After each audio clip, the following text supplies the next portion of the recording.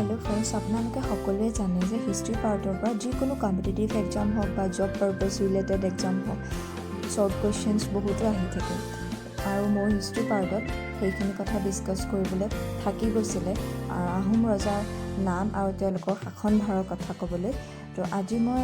আহোম ৰজা আৰু তেওঁলোকৰ শাসনভাৰ কেতিয়াৰ পৰা আৰম্ভ হৈছিলে আৰু কিমান চনলৈকে চলিছিলে সেইখিনি কথা ডিছকাছ কৰিম নাম্বাৰ 1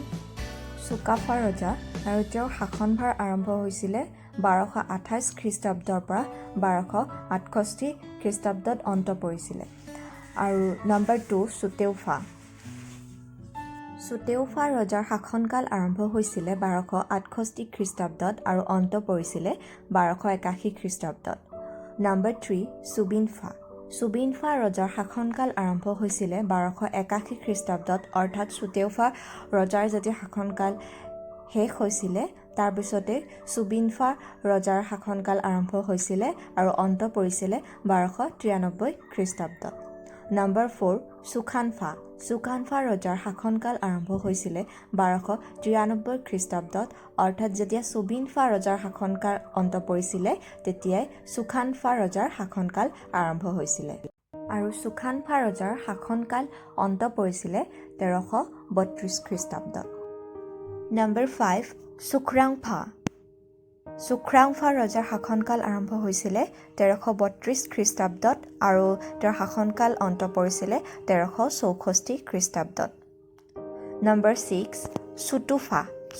ৰজাৰ শাসনকাল আৰম্ভ হৈছিলে 1364 খ্ৰীষ্টাব্দত অৰ্থাৎ যেতিয়া Sukaphaa ৰজাৰ শাসনকালৰ অন্ত পৰিছিলে আৰু Chaopha ৰজাৰ শাসনকালৰ অন্ত পৰিছিলে 1376 খ্ৰীষ্টাব্দত নাম্বাৰ 7 Sudangpha ৰজাৰ শাসনকাল আৰম্ভ হৈছিলে 1397 খ্ৰীষ্টাব্দত আৰু অন্ত পৰিছিলে 1407 খ্ৰীষ্টাব্দত নাম্বাৰ 8 Sujanpha ৰজাৰ শাসনকাল আৰম্ভ হৈছিলে 1407 খ্ৰীষ্টাব্দত আৰু অন্ত পৰিছিলে 1442 খ্ৰীষ্টাব্দত নাম্বাৰ 9 Sukaphaa ৰজাৰ শাসনকাল আৰম্ভ হৈছিলে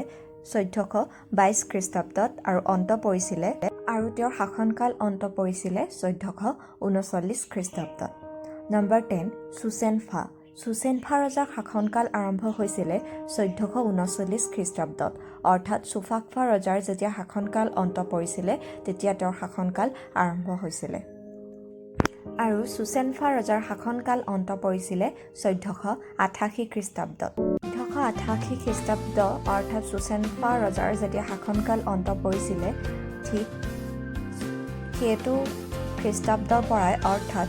1488 খ্ৰীষ্টাব্দৰ পৰা Susenpha ৰজাৰ শাসনকাল আৰম্ভ হৈছিলে আৰু Susenpha ৰজাৰ শাসনকাল অন্ত পৰিছিলে 1493 খ্ৰীষ্টাব্দত নাম্বাৰ 12 Chaopha ৰজাৰ শাসনকাল আৰম্ভ হৈছিলে 1493 খ্ৰীষ্টাব্দত আৰু অন্ত পৰিছিলে 1497 খ্ৰীষ্টাব্দত নাম্বাৰ 13 Suhumung ৰজাৰ শাসনকাল আৰম্ভ হৈছিলে Chaopha ৰজাৰ যেতিয়া শাসনকাল অন্ত পৰিছিলে ঠিক একে সময়তে Suhumung ৰজাৰ শাসনকাল আৰম্ভ হৈছিলে অৰ্থাৎ 1497 খ্ৰীষ্টাব্দত আৰু তেওঁৰ শাসনকাল অন্ত পৰিছিলে 1539 খ্ৰীষ্টাব্দত নাম্বাৰ 14 Suklenmung ৰজাৰ শাসনকাল আৰম্ভ হৈছিলে 1539 খ্ৰীষ্টাব্দত অৰ্থাৎ যেতিয়া Suhumung ৰজাৰ শাসনকাল অন্ত পৰিছিলে আৰু Suklenmung ৰজাৰ শাসনকাল অন্ত পৰিছিলে 1552 খ্ৰীষ্টাব্দত নাম্বাৰ 15 Sukaphaa ৰজাৰ শাসনকাল আৰম্ভ হৈছিলে 1552 খ্ৰীষ্টাব্দত অৰ্থাৎ যেতিয়া Suklenmung ৰজাৰ শাসনকাল অন্ত পৰিছিলে আৰু Sukaphaa ৰজাৰ শাসনকাল অন্ত পৰিছিলে 1603 খ্ৰীষ্টাব্দত নাম্বাৰ 16 Susenpha ওৰফে প্ৰতাপসিংহ ৰজা প্ৰতাপসিংহ Susenpha নামেৰেও জনাজাত আছিলে আৰু তেওঁৰ শাসনকাল আৰম্ভ হৈছিলে 1603 খ্ৰীষ্টাব্দত অৰ্থাৎ যেতিয়া Sukaphaa ৰজাৰ শাসনকাল অন্ত পৰিছিলে তেতিয়া Susenpha ৰজাৰ শাসনকাল আৰম্ভ হৈছিলে আৰু Susenpha ওৰফে প্ৰতাপসিংহ ৰজাৰ শাসনকাল অন্ত পৰিছিলে 1641 খ্ৰীষ্টাব্দত নাম্বাৰ 17 Surampha ওৰফে ভগা ৰজা আৰু তেওঁৰ শাসনকাল আৰম্ভ হৈছিলে 1641 খ্ৰীষ্টাব্দত আৰু অন্ত পৰিছিলে 1644 খ্ৰীষ্টাব্দত। নম্বৰ 18 চুটাইনফা ওৰফে নৰিয়া ৰজা আৰু তেওঁৰ শাসনকাল আৰম্ভ হৈছিলে 1644 খ্ৰীষ্টাব্দত অৰ্থাৎ যেতিয়া ভগা ৰজাৰ শাসনকাল অন্ত পৰিছিলে আৰু নৰিয়া ৰজাৰ শাসনকাল অন্ত পৰিছিলে 1648 খ্ৰীষ্টাব্দত। নম্বৰ 19 চুটিনফা অৰ্থাৎ জয়ধ্ব সিংহ চুটিনফা নামেৰেও জনাজাত আছিলে আৰু তেওঁৰ শাসনকাল আৰম্ভ হৈছিলে 1648 খ্ৰীষ্টাব্দত অৰ্থাৎ যেতিয়া নৰিয়া ৰজাৰ শাসনকাল অন্ত পৰিছিলে আৰু চুটিনফা ৰজাৰ শাসনকাল অন্ত পৰিছিলে 1663 খ্ৰীষ্টাব্দত। নম্বৰ 20 চুপুংমুং ওৰফে চক্ৰধৌ সিংহ আৰু তেওঁৰ শাসনকাল আৰম্ভ হৈছিলে 1663 খ্ৰীষ্টাব্দত অৰ্থাৎ যেতিয়া জয়ধ্ব সিংহ ৰজাৰ শাসনকাল অন্ত পৰিছিলে আৰু চক্ৰধৌ সিংহৰ শাসনকাল অন্ত পৰিছিলে 1669 খ্ৰীষ্টাব্দত। নম্বৰ 21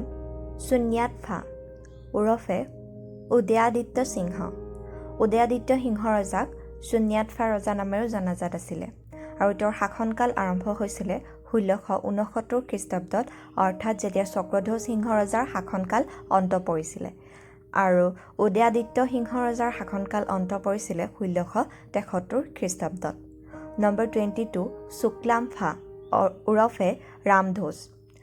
আৰু শুক্লামফা ৰজাৰ শাসনকাল আৰম্ভ হৈছিলে 1673 খ্ৰীষ্টাব্দত অৰ্থাৎ যেতিয়া উদয়াদিত্য সিংহ ৰজাৰ শাসনকাল অন্ত পৰিছিলে আৰু ৰামধোজ অৰ্থাৎ শুক্লামফা ৰজাৰ শাসনকাল অন্ত পৰিছিলে 1675 খ্ৰীষ্টাব্দত। নম্বৰ 23 চুহুং ৰজাৰ শাসনকাল আৰম্ভ হৈছিলে 1675 খ্ৰীষ্টাব্দত অৰ্থাৎ যেতিয়া ৰামধোজ ৰজাৰ শাসনকাল অন্ত পৰিছিলে আৰু চুহুং ৰজাৰ শাসনকাল অন্ত পৰিছিলে 1675 খ্ৰীষ্টাব্দত। আচলতে চুহুং ৰজাৰ কাৰ্যকাল মাত্ৰ এবছৰেই আছিলে আৰু চুহুং ৰজাৰ পিছত নম্বৰ 24 গোবৰ ৰজা শাসনকাল আৰম্ভ হৈছিলে 1675 খ্ৰীষ্টাব্দত আৰু অন্ত পৰিছিলে 1677 খ্ৰীষ্টাব্দত। নম্বৰ 25 চুডাইফা ৰজাৰ শাসনকাল আৰম্ভ হৈছিলে 1677 খ্ৰীষ্টাব্দত অৰ্থাৎ যেতিয়া গোবৰ ৰজাৰ শাসনকালৰ অন্ত পৰিছিলে আৰু চুডাইফা ৰজাৰ শাসনকালৰ অন্ত পৰিছিলে 1679 খ্ৰীষ্টাব্দত। নম্বৰ 26 চুলিকফা ওৰফে লৰা ৰজাৰ বিষয়ে সকলোৱে জানেই আৰু লৰা ৰজাৰ শাসনকাল আৰম্ভ হৈছিলে 1679 খ্ৰীষ্টাব্দত আৰু অন্ত পৰিছিলে 1681 খ্ৰীষ্টাব্দত। নম্বৰ 27 চুপাতফা ওৰফে গোদাধৰ সিংহৰ আন এটা নাম আছিলে চুপাতফা আৰু তেওঁৰ শাসনকাল আৰম্ভ হৈছিলে 1681 খ্ৰীষ্টাব্দত আৰু অন্ত পৰিছিলে 1696 খ্ৰীষ্টাব্দত। নম্বৰ 28 চুখ্ৰুংফা ওৰফে চুখ্ৰুংফা ৰজাক ৰুদ্ৰসিংহ নামেৰেও জনাজাত আছিলে আৰু তেওঁৰ শাসনকাল আৰম্ভ হৈছিলে 1696 খ্ৰীষ্টাব্দত অৰ্থাৎ যেতিয়া গোদাধৰ সিংহ ৰজাৰ শাসনকালৰ অন্ত পৰিছিলে তেতিয়াই চুখ্ৰুংফা ওৰফে ৰুদ্ৰসিংহ ৰজাৰ শাসনকাল আৰম্ভ হৈছিলে আৰু ৰুদ্ৰসিংহৰ শাসনকাল অন্ত পৰিছিলে 1714 খ্ৰীষ্টাব্দত। নম্বৰ 29 চুটানফা ওৰফে শিৱসিংহ ৰজা শিৱসিংহৰ শাসনকাল আৰম্ভ হৈছিলে 1714 খ্ৰীষ্টাব্দত অৰ্থাৎ যেতিয়া ৰুদ্ৰসিংহৰ শাসনকালৰ অন্ত পৰিছিলে তেতিয়া ৰজা শিৱসিংহৰ শাসনকাল আৰম্ভ হৈছিলে আৰু ৰজা শিৱসিংহৰ শাসনকালৰ অন্ত পৰিছিলে 1744 খ্ৰীষ্টাব্দত। নম্বৰ 30 চুচেনফা ওৰফে প্ৰমত্ত সিংহ চুচেনফা ৰজাৰ শাসনকাল আৰম্ভ হৈছিলে 1744 খ্ৰীষ্টাব্দত অৰ্থাৎ যেতিয়া চুটানফা ওৰফে শিৱসিংহ ৰজাৰ শাসনকালৰ অন্ত পৰিছিলে আৰু চুচেনফা ওৰফে প্ৰমত্ত সিংহ ৰজাৰ শাসনকালৰ অন্ত পৰিছিলে 1751 খ্ৰীষ্টাব্দত। আপোনালোকে যদি মোৰ ভিডিঅ'বোৰ চাই ভাল পায় তেতিয়াহ'লে মোৰ চেনেলটো লাইক, ছাবস্ক্ৰাইব আৰু কাষত থকা বেল আইকনটো প্ৰেছ কৰিবলৈ নাপাহৰিব কাৰণ বেল আইকনটো প্ৰেছ কৰিলেহে আপোনালোকে আহিবলগীয়া আপডেটছসমূহ পাই থাকিব।